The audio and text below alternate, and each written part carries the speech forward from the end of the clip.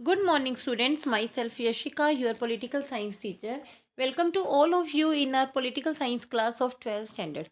As you know, we are continuing our political science chapter, the democratic resurgence, means the crisis of democratic order.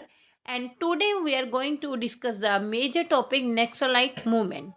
In 1967, a peasant uprising took place in the Naxalbari area of Darjeeling.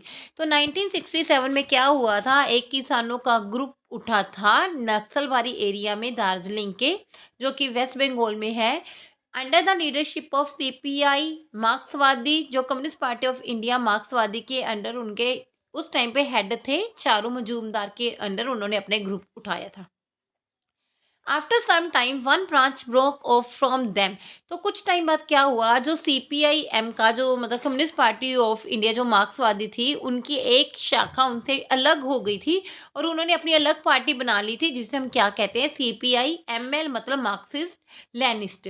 और ये किसके द्वारा बनाई गई थी? चारू मजूमदार के द्वारा। मतलब उस टाइम पे जो चारू मजूमदार थे वो उनसे सेपरेट हुए थे।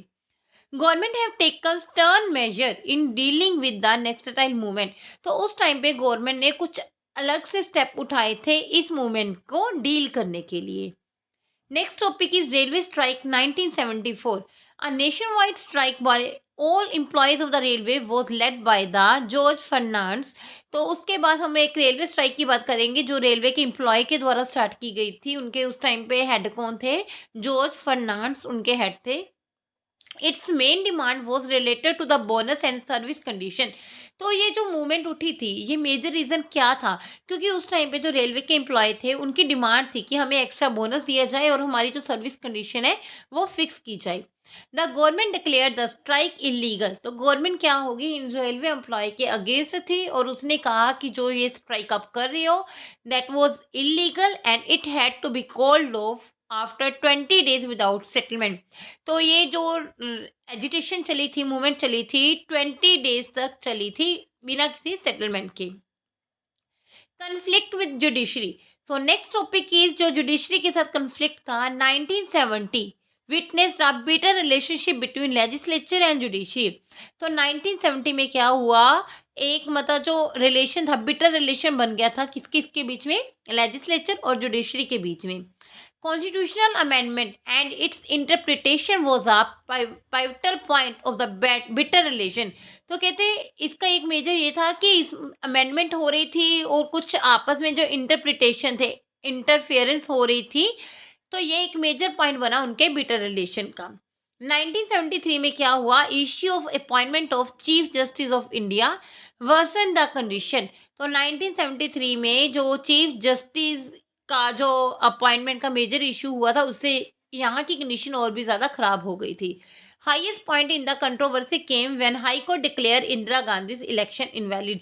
तो सबसे ज़्यादा प्रॉब्लम कन्फ्लिक्ट कब हुआ, जब हाई कोर्ट ने डिक्लेयर कर दिया कि इंदिरा गांधी के द्वारा जो इलेक्शन हो रहे हैं वो इनवैलिड हैं। Next, declaration of emergency. तो 12 जून 1975 में justice Jagmohan Lal Sinha of the Allahabad high court declare Indira Gandhi election to the Lok Sabha invalid. तो हमने ये कहा था कि जब उन्होंने डिक्लेयर कर दिया कि इंदिरा गांधी की जो इलेक्शन है वो इनवैलिड है, तो वो टाइम क्या था? 12 जून 1975 का। कौन से जज थे? जस्टिस जगमोहन लाल सिन्हा उस टाइम पे जज थे। एंड उन्होंने कहा था कि जो इंदिरा गांधी की इलेक्शन है इनवैलिड है। This decision created a political crisis.